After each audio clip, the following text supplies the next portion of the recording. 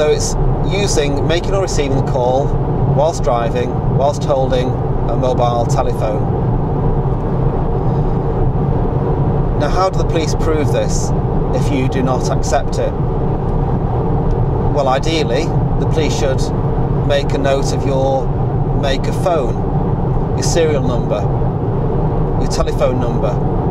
They could check the call log on your phone. Have a look at your call log. Is there a record of a phone call being made or received at the precise time when they say they saw you using the phone or holding the phone? And ideally, they should then telephone you whilst with you to ensure that the phone number you've given them is in fact the phone number of the phone that you had with you, if that makes sense. Because some people do give a false number, or they'll give a number of a phone belonging to somebody else.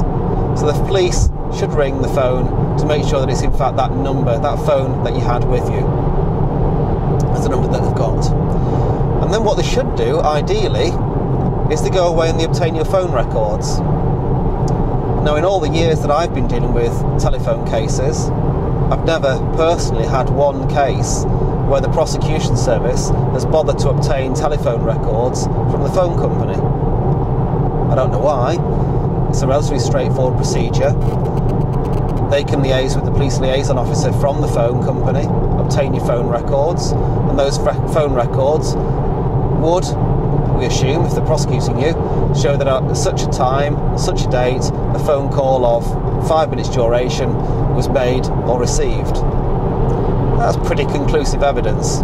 If they say, the officer says he saw you on the telephone or holding a phone to your ear, such a date, such a time, they then obtain the phone records, which show, lo and behold, precisely that time, the phone call was made or received at such a duration. If that evidence came to light, I would probably be advising you to enter a guilty plea. But I've never had a case where they bother to obtain phone records, mainly because the prosecution service and the police say, well, it's such a low priority, they don't want to waste time, money in obtaining phone records. And so the prosecution will often have nothing from the phone provider. The only evidence will come from the police officer who says that he saw you holding a mobile phone.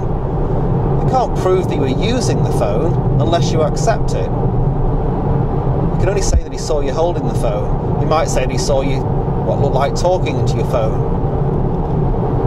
Now, of course, that's not the same as having the phone records there. I would normally obtain phone records on behalf of a client to try and show that a phone call was not made or received at that time. If those records are favourable to us, we can put them in as evidence. If they're not favourable, we don't need to put them into evidence. Nonetheless, we can still make the prosecution, put the prosecution to proof and make them prove the case against you. And again, if they've not got the records, that may pose a problem for them. The police officer may not have even bothered to take your phone number down, may not have bothered to take your make, model, serial number down.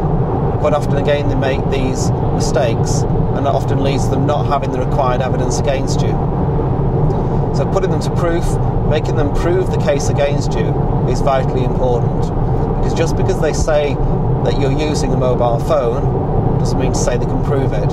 If they say that you're holding a mobile phone, it certainly doesn't mean to say they can prove it. Because again, holding a mobile phone is not necessarily using a phone in any event. All sorts of reasons have been used in the past as evidence from clients. Using a Bluetooth headset, holding a headset, not the phone itself. I've had in the past dictaphone, a telephone recording device. You may be aware recently of the case involving the famous comedian who was successful in the defence because he was recording a joke into his recording device on his telephone. So it wasn't making or receiving a call, but was using it to record a joke. I'm certainly aware of another case of a chap who won his case. The magistrates believed him. He wasn't holding a phone, he was holding a black pudding to his ear.